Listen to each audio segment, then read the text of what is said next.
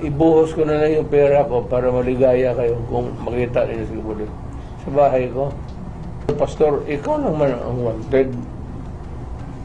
Huwag mo akong damahin dito. Huwag kang lumabas dyan sa Tamayong. Nandyan lang yan sa Tamayong. Let me educate all of you. Ang Tamayong malaki yan, sa loob maraming bahay. Make sure na sa isang bahay nandyan siya. Because for every bahay, it should be a different search. Iba-iba yan. Marami yung bahay na yan. Mag-ikot siya dyan, maghabulan kayo. By the time na matapos na napagod ka na, you will become a member of the Jesus Christ. The kingdom of Jesus Christ.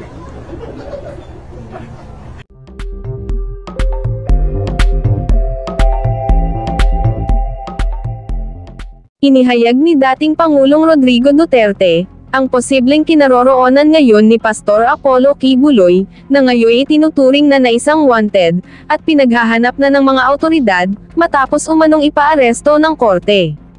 May payo rin ang dating Pangulo kay Kibuloy, hinggil sa mga kinakaharap nitong kaso. Naniniwala si dating Pangulong Rodrigo Duterte, na posibleng nagtatago lamang si Apollo Kibuloy, sa mga pag-aari ng Kingdom of Jesus Christ sa Barangay Tamayong sa Kalinan District, Davao City. Samantala, 4 na pasilidad na pag-aari ni Pastor Apollo Kibuloy ang pinasok ng mga awtoridad, para magsilbi ng warrant of arrest mula sa Senado at Korte, pero bigo silang matunton ang pastor. Aminado naman ang PNP at NBI, na malaking hamon para sa kanila na hanapin si Kibuloy. Maghahanap dahil nag-effort na po yung ating mga kapulisan at saka yung NBI po para iserve po yung warrant of arrest against kay Pastor Kibuloy, since he was not located within the area po of Davao. Then yung ating tracker teams po would also implement doon sa mga areas na sa tingin po nila na possible na kinaroroonan po ni Pastor Kibuloy. Based po sa ating monitoring and coordination na rin po sa concerned agencies, ay wala naman pong indication na lumabas po siya sa ating bansa. I-consider na armed and dangerous po si Pastor kasi wala naman pong indication na meron naman po siyang mga private armed groups. Wala naman po tayong na-report sa kanya. At considering naman na si Pastor out of respect yung kanyang posisyon sa lipunan, ay wala naman tayong indication at nabalitaan before na siya ay nagmamay-ari ng at least nagme-maintain po ng mga baril na maaari po nating makonsider in the service of natin, ma'am, sa mga supporters at mga kaibigan po ni Pastor, ay sana po tulungan niyo po kami na makiusap po kay Pastor na harapin na lamang po itong kaso po na ito at maging mahinahon sa magiging proseso po ng kanyang pagsuko, o kaya naman po ay kung sakasakaling siya po ay matsyempohan, ay definitely po ay i-implement at isi-serve po itong warrants of arrest. Respetuhin po natin yung judicial process, at on the part of the PNP ay isisiguraduhin naman po natin doon sa mga supporters, mga mahal sa buhay at kaibigan po ni Pastor, na rerespetuhin naman po natin yung karapatang pantao ni Pastor, at dadalhin po natin siya sa jurisdiction po ng korte para sagutin din po niya yung mga reklamong isinampa po sa kanya. You know, as a lawyer, I would say that you can go to court and fix your case and post a bail bond. That would be an option. But if you do not think that you will get the fair deal with this administration, because we have been talking about Marcos and everything, huwag kang lumabas dyan sa Tamayong. Nandyan lang yan sa Tamayong. Malaki lang ang Tamayong. Alam mo, ganito yan. Let me educate all of you.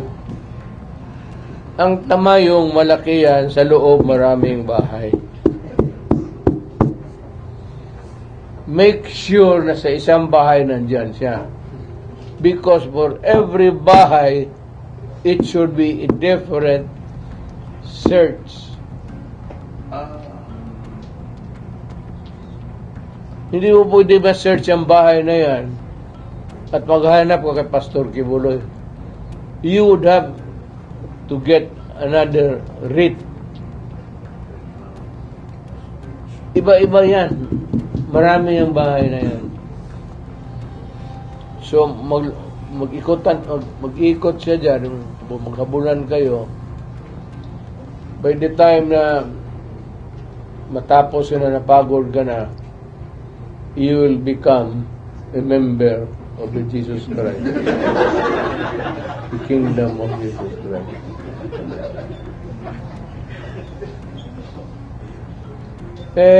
Alam mo, ang buhay ng tao, tayo naman simple lang eh. Katoliko, trabaho tayo, prayer, that someday, pag namatay tayo, maawaan Diyos, punta tayo ng langit. Di ba? O gusto ninyo sa impyerno? Impyerno ang gusto ninyo? Bahala kayo. Ngayon, kahanap ninyo, hindi ninyo mahanap. It's ewan ko, tamayong malapit dyan sa malaki ang tamayong. Malaki.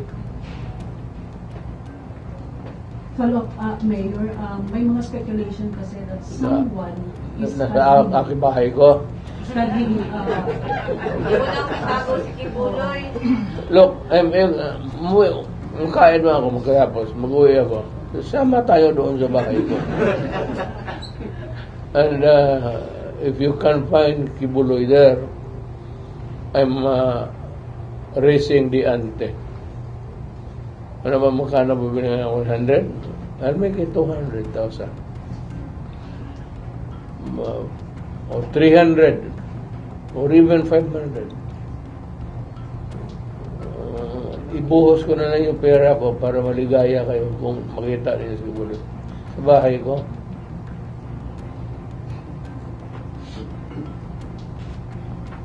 Okay, Pastor, ikaw naman ang wanted. Huwag mo akong damahin dito. Prosecutor ako tapos. you were designated mayor as administrator of Pastor Kibuloy's properties. Is this true? Nalipat ko na sa lahat ko. Sa pangalan mo gusto ka? Ano? Saan mo gusto yung parke dyan na ano? Bigyan kita. So, totoo yun, Mayor? Administrator, in the sense that when he is not around, ngayon, probably in hiding, so yung somebody has to see the management of the kingdom, to preserve the kingdom, not to go into waste. Sayang, nandyan na yan. Kingdom of God yan. Bakit mo yan?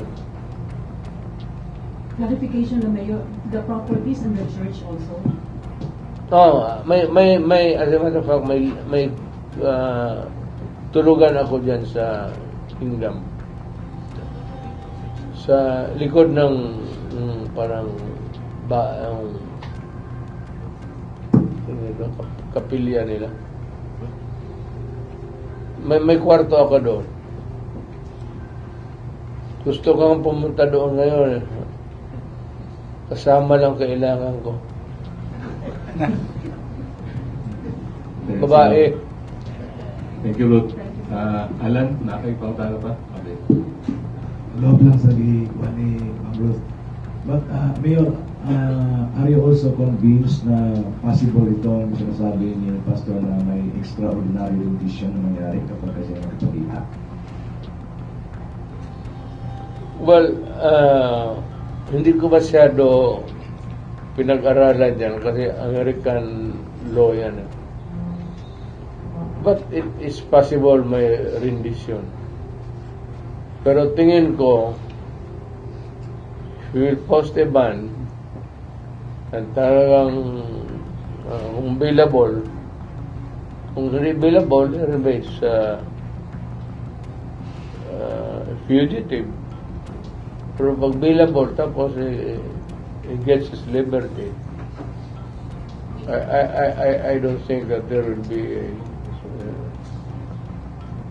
at sabi ko naman sa kanya, huwag ka maniwala kanyang release ng Amerika.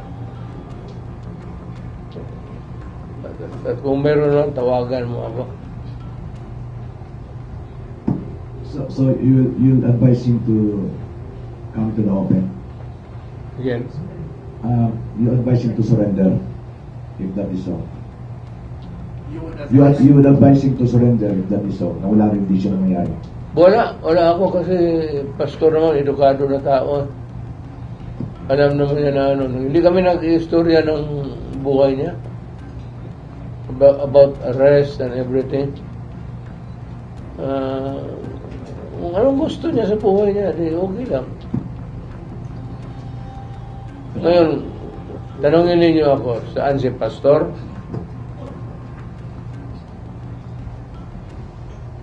Gusto niyo malaman talaga? Yes. Ewan ko, pag ano lang siya, tama yung, yan lang naman ang refuge niya, sanctuary. Wala man siya ibang bahay. Yan lang. Tama yung ano. Wala akong nalaman na ano. He is comfortable in his tamayong sanctuary or itong kingdom compound niya dyan sa airport ng da. Frankly, yan talaga ang nakapunta na siya ng Manila o anong saan na lugar, wala akong alam kung may mga bahay siya doon. And I must profess my ignorance. Is it possible that you will also be assassinated? Ano ko? Assassinated because extraordinary rendition, he said that it's possible that he will either be abducted or assassinated. Do you think that it's possible? Maybe because he's hiding. That if that is his belief. But why would the U.S. want to kill him? I don't know. Thank you, Jermelina. Last two questions na Mayor from Sheila Lisondra of the XRP and then Maya Cadillo. When was the last time you talked with the pastor? Again? When was the last time you talked with pastor? Kanina. Is it possible po na sa inyo siya mag-surrender? Hindi ko siya tatanggap eh. Hindi ako ang authority. Hindi na ako dadala ng warrant. Mag-ask ng help po siya sa inyo po. We had dinner downtown kanina. Hindi naman kilala siya sa mga restaurants. Thank you, Sheila. At saka walang pakialam yung mga waiter, basta magbayad ka lang. Maya Cadillo. Kung ako si Presidente Marcos Jr., ako ang pupunta kay Pastor. Para lang to show him na you're under my protection. Hindi ka kukunin Amerikano. Tadya ka kung Amerikano yan. Laga, sama ka. Yun. Alam mo, pag ginawa niya yun, naku, magaling na magaling.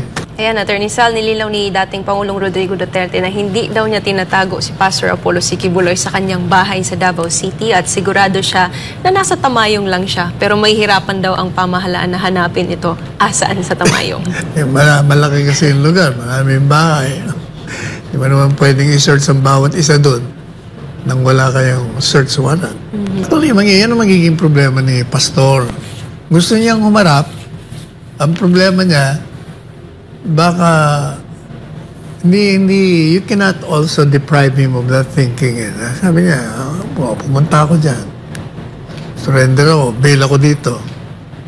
Tapos doon sa Senado, wala naman akong bail doon, kukulong nila ako. Tapos yung dinimanda nila sa Pasig, non-bailable. Meaning sabihin ng non-bailable, discretionary sa judge.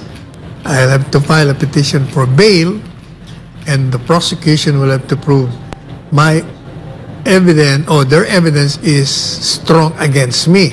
If they cannot prove that, maganda. Ang problema, kahit na walang ebidensya, kung yung judge, for whatever reason, baka matakot sa administrasyon, hindi na yung aking petition for bail, o di kulong pa rin ako.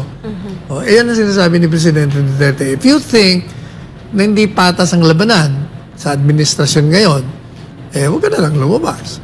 At siguradong kulong ka. But what if, Attorney Sal, kahit na tumakbo ka sa Supreme Court na inaasahan mong bibigyan ka ng hustisya, ay what if na hindi magiging just yung kanila pong decision? Ano na lang po ang gagawin? Ako sa Korte Suprema, may tiwala ko dyan. 15 yun eh. Mahirap mong impluensya ang 15 at isa-isayin mo. Palaging, as a general rule, palaging just yan. Just ang kanila mga rule.